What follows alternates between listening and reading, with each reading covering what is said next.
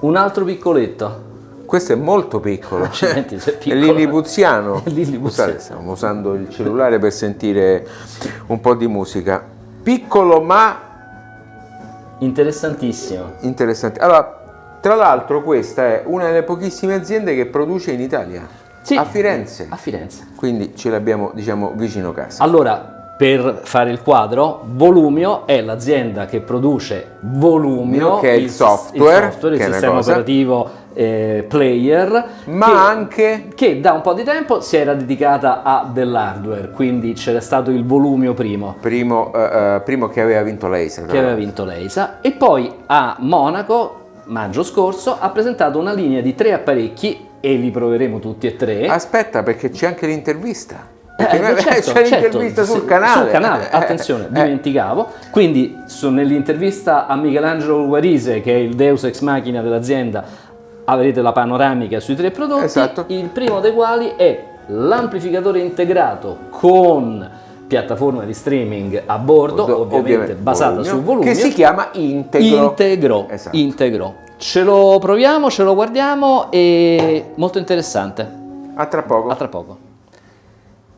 Dunque, Lo vogliamo descrivere? Allora, prima di tutto, design narratives. Design Narratives. Sì, esatto, hanno vinto anche un Red Dot, non con questo ma con altri prodotti, ma comunque un design di alto livello. E poi mi preme tecnicamente sottolineare come questo sia alluminio antimagnetico e quindi, diciamo, un po' più schermante rispetto all'alluminio normale.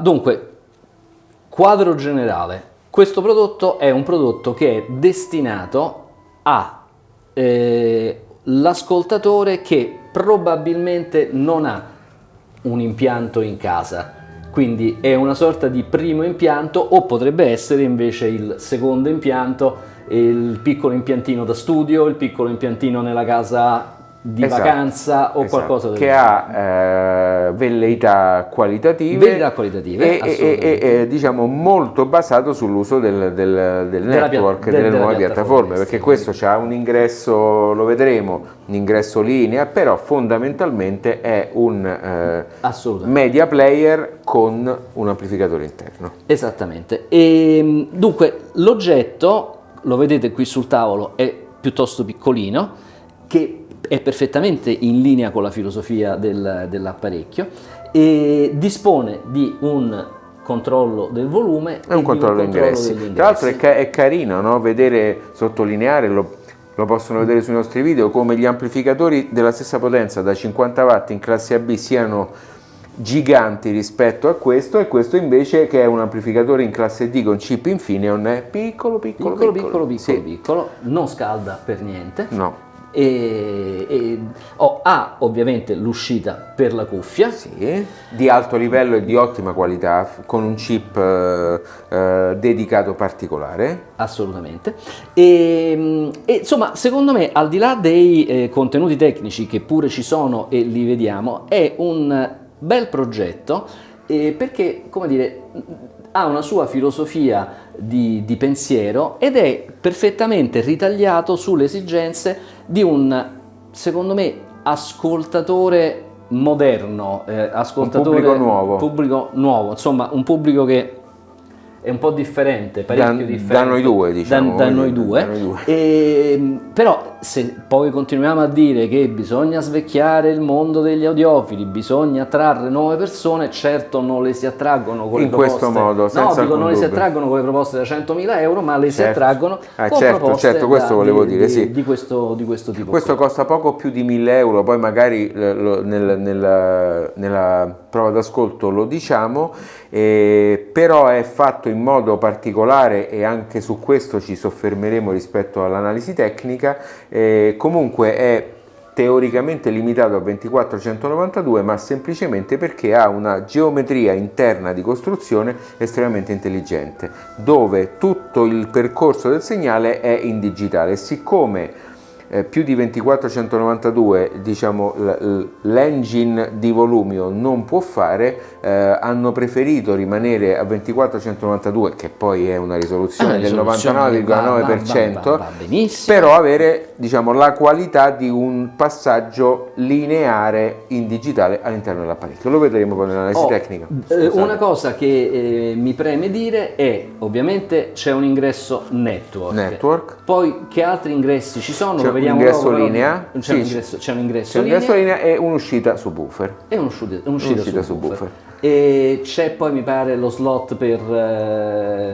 c'è uno slot per una pennetta USB, insomma... Sulla quale eventualmente uno ha... E una cosa interessante però, c'è un'uscita HDMI, quindi HDMI out non ingresso, e 2 USB che servono per collegare monitor e collegare o un monitor touch che quindi ha bisogno dell'USB, oppure mouse e tastiera. Ho 2 parole su Volumio, per chi non lo conoscesse. Volumio è un oramai maturo player, anzi sistema operativo.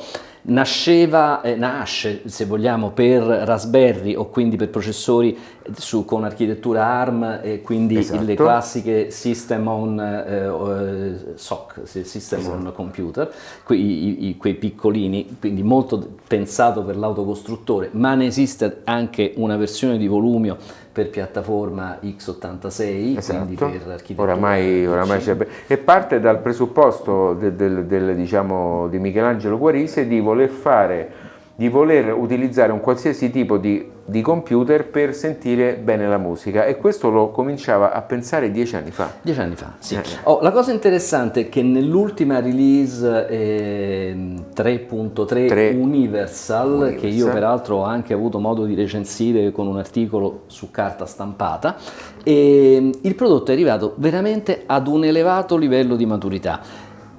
Non che prima non lo fosse, ma con quest'ultima versione ha fatto un salto in termini di stabilità, usabilità, velocità notevolissimi, e le ritroviamo tutte nell'implementazione che c'è su Integro. Sì, tra l'altro, sai, essendo un'azienda che parte con il software e non parte con l'hardware, chiaramente è molto software centrica, e quindi chiaramente diciamo, il team di Volumio è molto orientato al software e alla continua ottimizzazione, per cui e questa cosa la si riscontra particolarmente nella proprio perfetta integrazione fra la parte software e la parte hardware che c'è su questi prodotti. Non poteva essere altrimenti, è evidente, però detto questo è un valore aggiunto, perché l'accoppiata smartphone Volumio Integro funziona che è una meraviglia. Peraltro la loro app, noi in un altro video abbiamo parlato di un'app un po' anticotta, che è quella di Denon EOS. Ecco, questa invece è proprio l'app moderna, con una grafica accattivante, con tutti i contenuti sistemati al posto giusto. Si può quasi dire, questa è grossa, quindi sicuramente poi mi rimproveri, quasi dire che stiamo quasi a livello run. Quasi. Allora, la dico velocissimamente.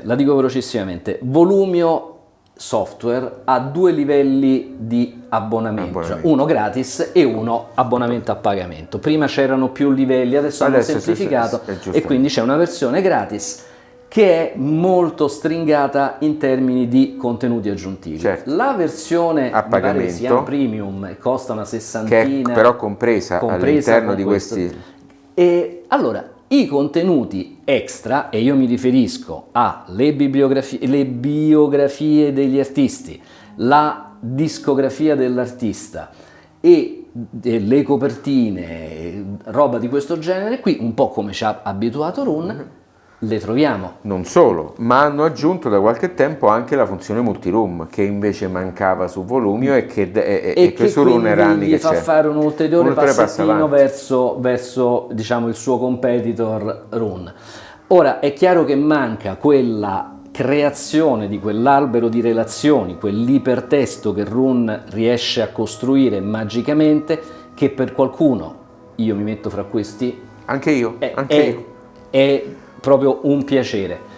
Però permettimi, ti permetto, Run è arrivato a costare quasi 900 euro lifetime, questo costa decisamente di meno, decisamente. Quindi siamo anche su 2 livelli di spesa completamente diversi. Interessante, diciamo ancora questa cosa, che Volumio ha al suo interno Qobuz, Tidal, tutto, c'è tutto. Cioè, Spotify Connect, quindi attraverso Volumio avete accesso a praticamente tutto ciò, allo scibile delle piattaforme di streaming, le web radio, le internet radio, tutta qualsiasi cosa, i NAS, tutto. E ripeto, nell'implementazione integro Volumio è qualcosa che è un attimo, sì. È velocissimo. Quindi bene, Giulio, forse bene. Abbiamo superato i 5 minuti. Vabbè, però secondo me questa volta ne valeva la pena. Passiamo allo sventramento. Sì. Esatto, a dopo. Dunque Giancarlo, abbiamo Ti piace? Ma è molto carino. Ecco, questo. L'avevo vista a Monaco e vabbè, nel gran casino di Monaco mi era così. Avevo dei ricordi un po' confusi, me lo ricordavo più grosso, invece è proprio carino perché è piccoletto, sì. È un oggettino, come dire, quasi da miniatura, insomma. No, molto, molto grazioso, ben rifinito, ben fatto, sono belli i colori, è bello il display, veramente un oggettino piacevole. Oggettino del quale tu, come dire, ne sai... Ho una certa dimestichezza, come dire, ho fatto parte del team che ha disegnato la parte circuitale. Ho capito, e quindi insomma ne sai abbastanza. A questo punto lo apriamo e vediamo che cosa c'è dentro? Lo apriamo e lo vogliamo far vedere dietro, magari solo per far vedere se dietro. Lo dobbiamo spegnere. Stack, via, ok. Ecco qua. Eccolo qua.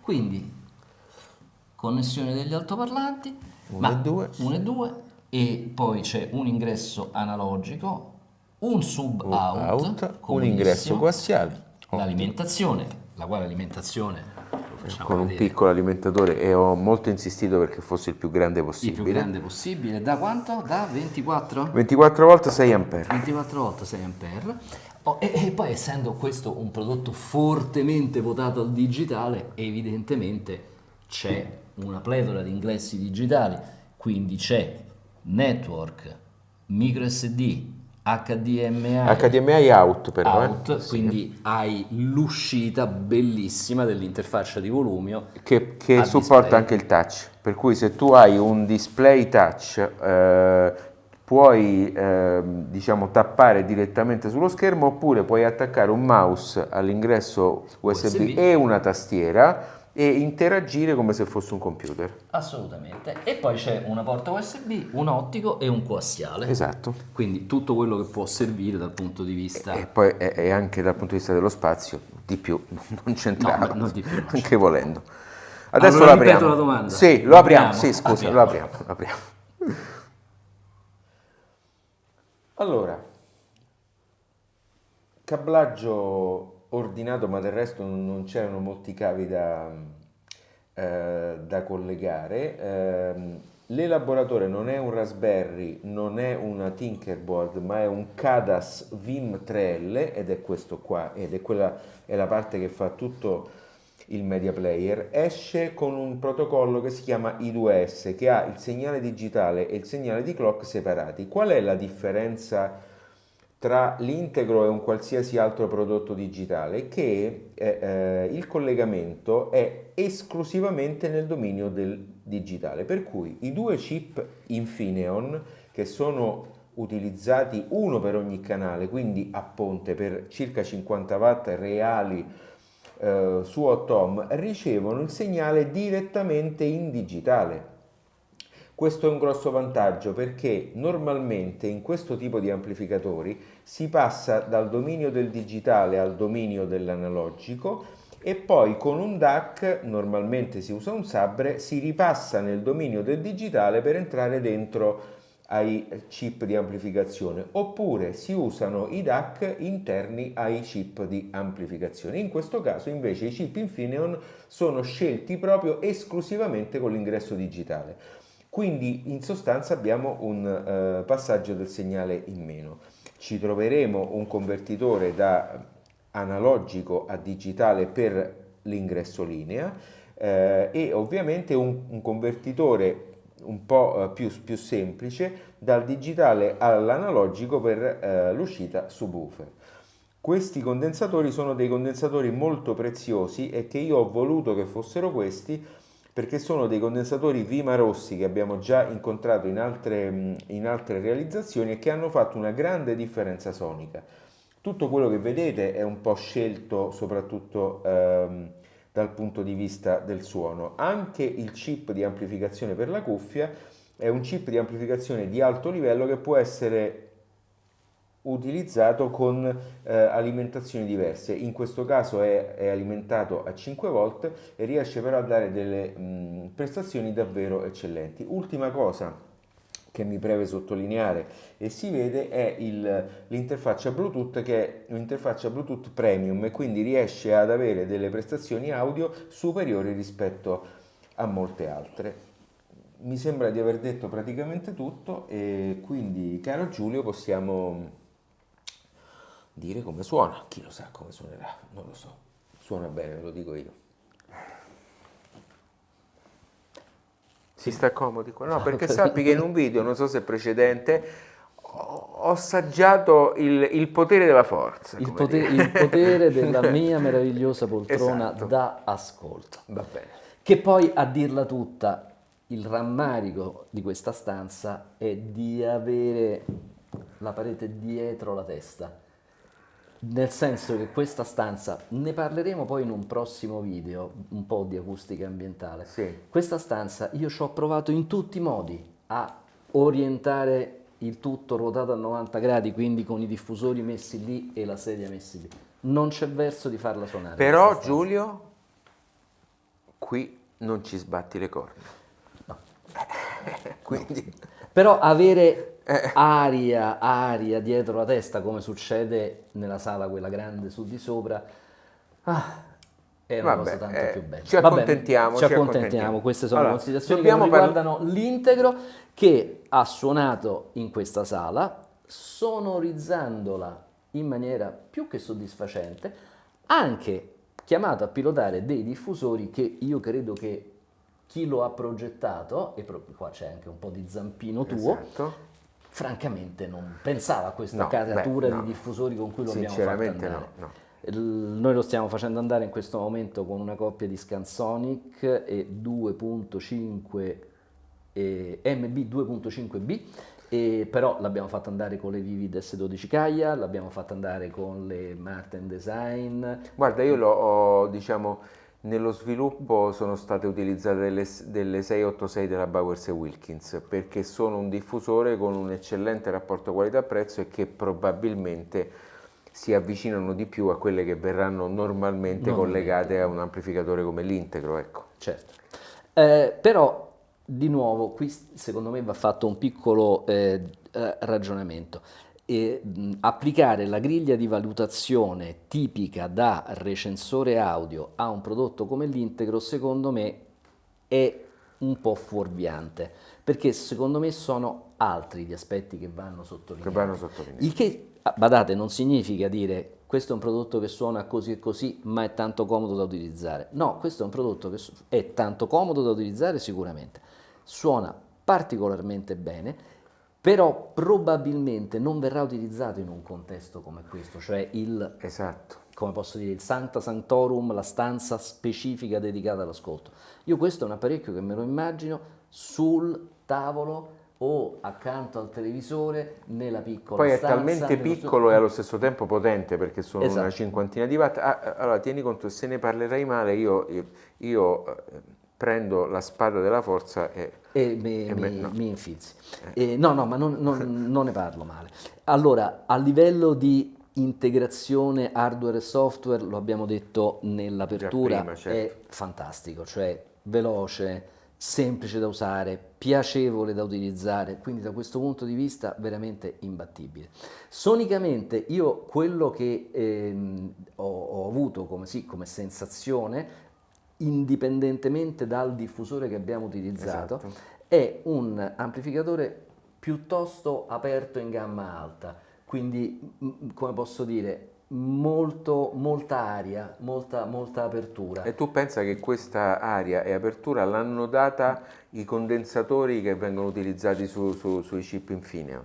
La scelta del condensatore, quel condensatore che c'è lì sopra ha fatto questo suono. Ok.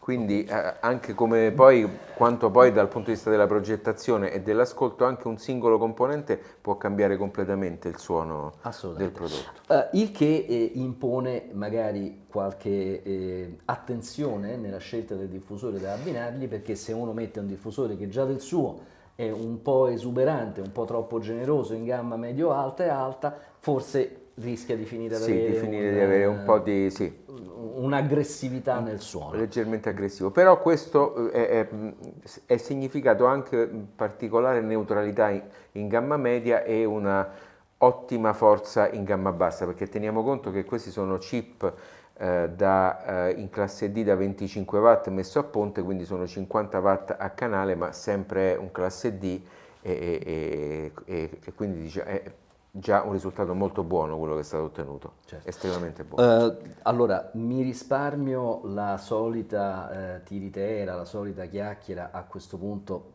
la trovo francamente poco utile e poco interessante sulla classe D che suona in una maniera identificabile. I prodotti in classe D esistono oramai da tanti anni, nelle prime fasi della loro esistenza effettivamente avevano come dire... Stiamo parlando di 20 anni, almeno di 20 anni fa, quando la BEO, perché poi la classe D nasce prima, ma una ventina di anni fa la BEO, la Bang & Olufsen, ha sviluppato il primo Ice Power. I primi moduli Ice Power. Però ecco, tendenzialmente direi che quel luogo comune, perdonatemi, oramai è diventato un luogo comune, lo possiamo diciamo, abbattere serenamente accantonare. Certo, resta lo stupore, e questo passano gli anni, ma a me continua a fare effetto vedere uno scatolino così piccolino che è in grado di pilotare diffusori importanti, impegnativi, richiedenti assolutamente... Sì, sembra quasi un limite nostro umano, quello sì, di dover dare, sì, mentale, di dover dare per forza dimensioni grandi a qualcosa che... Però del resto chi come il sottoscritto campa da 12 anni con 2 monofonici grandi quanto una cassapanca, pensa che ci sia quella correlazione necessaria fra dimensione, fra volume e potenza erogata. Non è più così. Con la classe D questo è sicuramente qualcosa che non succede.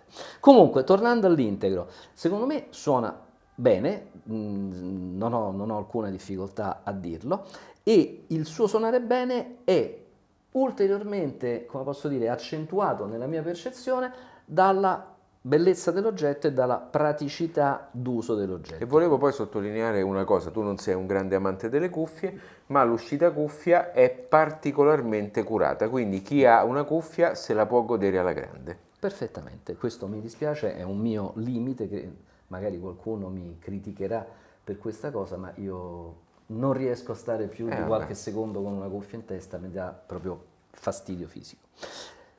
Non è l'ultimo prodotto di Volumio che recensiremo, lo voglio ricordare, c'è uno streamer che si chiama Rivo. E poi c'è il primo versione 2 che sarebbe lo streamer solamente col DAC incorporato, quindi che ha uscite left e right linea, mentre questo c'ha un amplificatore interno, quell'altro ha solo... Mentre invece il Rivo, diciamo che è solo media player, quindi uno streamer sofisticato che esce in digitale, giusto? Sì, in USB, certo. Quindi pensando che poi a valle ci sia un DAC. Esatto.